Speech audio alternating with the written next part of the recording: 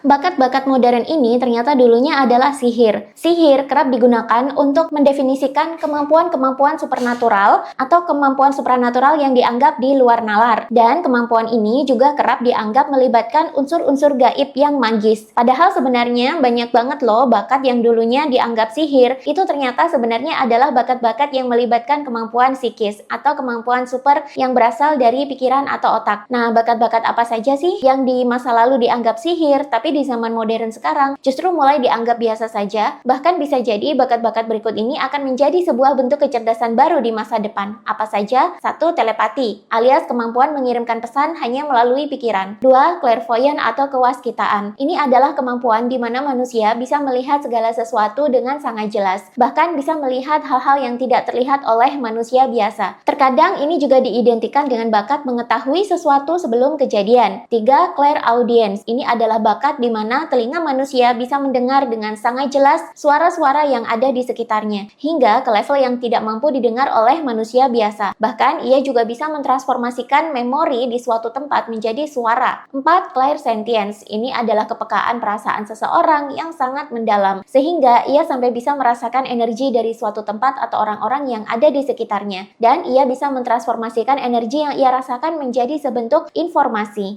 5. Hipnotis. Hipnotis adalah kemampuan mempengaruhi dan mengendalikan pikiran seseorang melalui pikiran bawah sadar atau subconscious mind. Dan ini sangat powerful. Dulunya, hipnotis itu dianggap sihir karena seringkali dipraktekkan oleh murid-murid dari sekte spiritual di tingkatan yang tinggi dan dianggap menggunakan kekuatan gaib untuk mempengaruhi manusia. 6.